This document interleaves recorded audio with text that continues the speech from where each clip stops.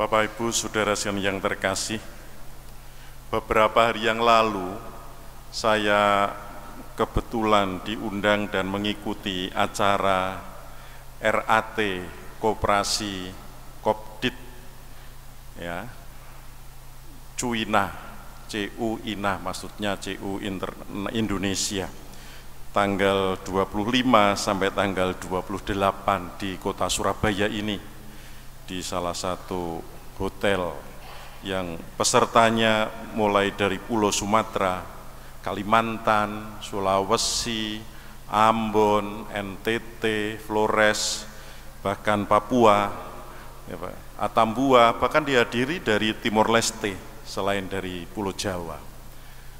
Dan mereka semua itu menggunakan baju pakaian adat masing-masing.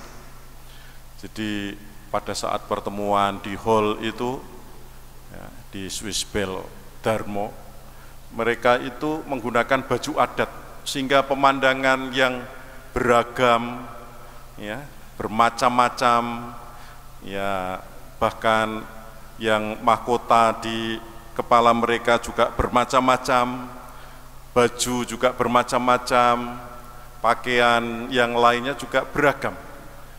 Saya yang saat itu kebetulan mewakili Keuskupan Surabaya menyaksikan itu rasanya terharu.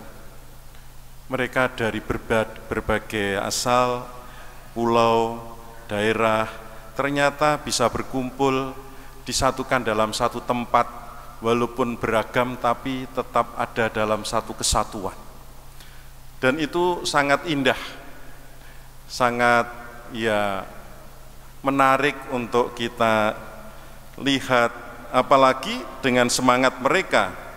Mereka ini membangun semangat koperasi yang saling percaya satu sama lain, dan mereka juga ingin mendengarkan pengalaman satu sama lain, mempertanggungjawabkan kepercayaan anggotanya, sehingga uang mereka tidak disalahgunakan oleh pengurus. Dan mereka juga membuat program-program yang baik, yang intinya supaya setiap CU sehat, koperasi sehat, anggotanya sejahtera, bisa mengembangkan ya pemberdayaan, solidaritas, dan seterusnya. Mendengarkan sharing-sharing mereka sangat indah sekali. Ya, walaupun mereka orang-orang dari berbagai daerah, tetapi mempunyai jiwa bagaimana mereka bisa hidup mandiri, bisa saling tolong-menolong, saling menyejahterakan satu sama lain. Mengapa kok mereka itu mengundang perwakilan dari keuskupan? Karena mereka menyadari bahwa komunitas mereka yang disebut credit union itu, yang artinya kumpulan orang yang saling percaya itu, semangatnya, rohnya, ajarannya, jiwanya itu dari ajaran gereja. Sehingga mereka ingin, walaupun mereka itu punya usaha keuangan kecil, keuangan mikro, lembaga keuangan mikro, mereka tetap tidak ingin meninggalkan ya, komunitasnya, komunitas iman yang memberi rohnya, yaitu gereja. Saya di situ hanya mendampingi untuk misa saja dan mendengarkan. Tetapi dari situ mereka merasa bahwa mereka ini disatukan oleh iman gereja. Mereka ini disatukan oleh ajaran gereja. Iman kepada siapa? Kepada Yesus Kristus. Bahwa ciri gereja Katolik itu bukan memecah belah, tetapi mempersatukan, itu mereka hayati, mereka hadirkan, mereka hidupi. Dan saya yakin semangat itu juga ada di tengah masyarakat kita. Kebetulan hari ini tidak hanya hari Minggu Paskah ke-7, bukan hari komunikasi ya, sosial sedunia, tetapi hari ini juga hari ulang tahun lahirnya Pancasila loh ya. 1 Juni ini hari lahirnya Pancasila. Seandainya kita tidak punya dasar dan pandangan hidup yang sumbernya dari Pancasila, negara kita yang rawan konflik ini pasti sudah tercerai-berai. Kita bisa bersatu karena kita mempunyai dasar dan pandangan hidup yang sama, falsafah yang sama, ya. Dengan demikian ada sesuatu yang menyatukan, bukan berarti menghilangkan perbedaan. Tidak. Perbedaan tetap ada, keragaman tetap ada, ya. Ciri khas masing-masing budaya, adat istiadat masyarakat tetap ada, tetapi mereka bisa disatukan. Ternyata persatuan itu sudah jadi ajaran pokok Yesus Kristus. Sejak awal ia hadir di dunia, dan sebelum meninggalkan murid-muridnya, Yesus berdoa supaya murid-muridnya tetap bersatu. Bahkan tidak hanya murid yang dia ajar, tetapi murid-murid yang nantinya mengenal Kristus melalui murid yang lain, mereka pun tetap bersatu. Itulah doa Yesus untuk kita semua. Bapa yang kudus, bukan untuk mereka ini saja aku berdoa, tetapi untuk orang-orang yang percaya kepadaku. Ya, aku memberitahukan kepada mereka supaya mereka semua menjadi satu. Ini doa Yesus. Sehingga dengan sabda Tuhan ini kita diajak untuk menghayati bahwa tidak ada kesatuan tanpa dilandasi kepercayaan dan dirawat dengan doa. Apapun komitmen kita untuk bersatu, tetapi kalau kita tidak saling percaya dan tidak berani, tidak mampu mendoakan, pasti akan tercerai-berai.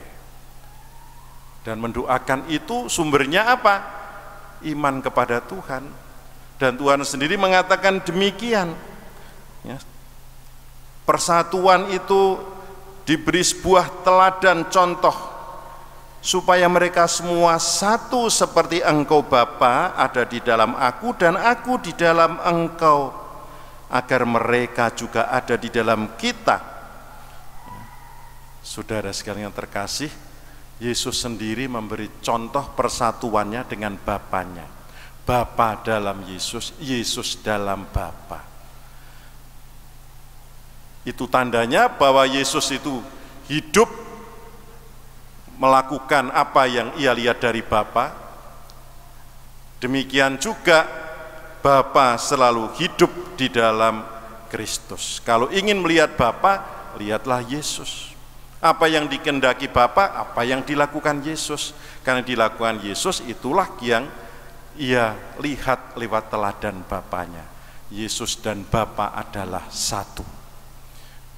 Dan doanya supaya mereka murid-muridnya juga satu seperti kesatuan Allah Bapa dan Allah Putra. Dari sini saudara sekalian yang terkasih, kita semakin memahami bahwa dasarnya itu sungguh-sungguh kesatuan itu Bapa dan Putra itu saling mengasihi. Sulit loh ya mendoakan orang yang tidak kita kasihi. Biasanya kita kan milih-milih ya. Kalau anakku tak kasihi ya doaku untuk mereka, tetanggaku tidak ku kasihi ya aku tidak doa untuk mereka, misalnya gitu loh ya. Kan tidak saya kasihi. Kalau suamiku ku kasihi ya aku doakan, bukan mendoakan suami orang lain, misalnya gitu ya. Dan seterusnya. Seringkali kita itu kan mendoakan itu hanya untuk orang yang kita kasihi. Benar itu. Ternyata Yesus pun mengasihi semua orang, bukan hanya orang itu baik dengan Yesus, bahkan orang yang membenci Yesus, orang yang berdosa, orang yang bahkan seperti Stefanus tadi yang menyiksa dia sampai mati. Jangan tanggungkan dosa ini kepadanya, kepada mereka yang menyiksa. Terimalah rohku Tuhan. Mengapa level orang seperti Stefanus ini bisa mendoakan orang yang berbuat jahat kepada dia, membunuh dia?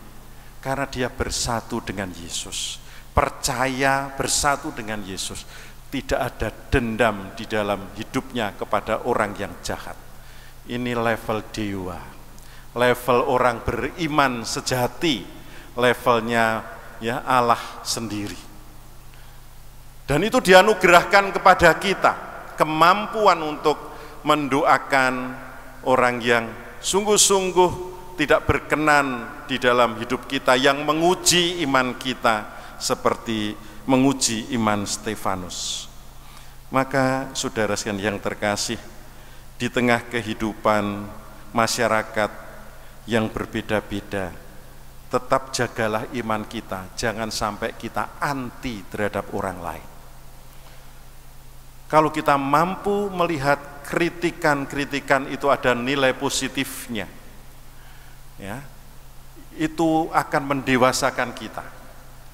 Jangan dianggap kalau kita ditegur, kalau kita dikritik, kalau kita itu dievaluasi, kita diberi sesuatu nilai yang mungkin merasa kita baik, ternyata nilainya jelek, ya, itu kita akan bisa kecewa, bisa marah, bisa membuat kita itu anti. Kalau kita bisa menjadikan itu bukan sesuatu yang merendahkan kita, menjatuhkan kita, bahkan memacu kita tetap semangat, itu kita masuk ke level hidup iman yang lebih dewasa. Tidak ada anak selalu dipuji orang tuanya, itu tidak ada. Kadang ya dimarahi, kadang ya ditegur, kadang ya diberi tantangan yang berat, bukan karena dia benci, karena supaya anaknya dewasa, sehingga kebencian itu tidak menghilangkan, ia mendoakan dia. Maka yang kita harus belajar dari Tuhan Yesus hari ini, di hari komunikasi sosial sedunia ini, memperbanyak komunikasi dengan Tuhan, memperbanyak relasi kita dengan Tuhan, dengan firman-Nya, memperbanyak doa-doanya. Bukan komunikasi di era digital ini, tubuhnya hadir komunikasi dengan orang luar karena jarinya yang menari-nari di atas HP dengan temannya yang di luar gereja misalnya, ya. Siapa tahu di sini juga ada yang tulit enggak, tapi yang di sini enggak ada mungkin, ya. Seandainya ada pasti sekarang diletakkan gitu, ya. Nah, gitu ya. Ya, seperti itu. Bukan kita kalau sudah dengan Tuhan, ya marilah kita belajar fokus. Kita kalau dengan teman belajarlah fokus. Apalagi sekarang ini di mana-mana ya bertaburan wifi di mana-mana. Kalau ada wifi rukunnya ndak ada pertengkaran, tapi tidak saling mengenal. Diam semuanya di situ, bergerombol tapi tangannya saja yang berkecimpung di depan layar HP. Kasihan sekali. Kita sudah diperbudak, diperalat, ditindas, dijajah. Bukan kita yang menguasai, tetapi kita dikuasai oleh teknologi. Sampai memisahkan kita dengan Tuhan, memisahkan kita dengan keluarga, memisahkan kita dengan teman, apalagi dengan orang yang kita benci, semakin jauh. Hari ini Yesus ingin kemuliaan persatuan dengan Bapaknya itu kita rasakan. Maka marilah kita sungguh-sungguh merawat iman kita dengan komunikasi hidup yang sehat, mendengarkan sabdanya, ya, merawat dengan doa-doa kita. Dengan demikian kesatuan iman kita itu terus hadir di tengah-tengah kehidupan kita. Tuhan memberkati.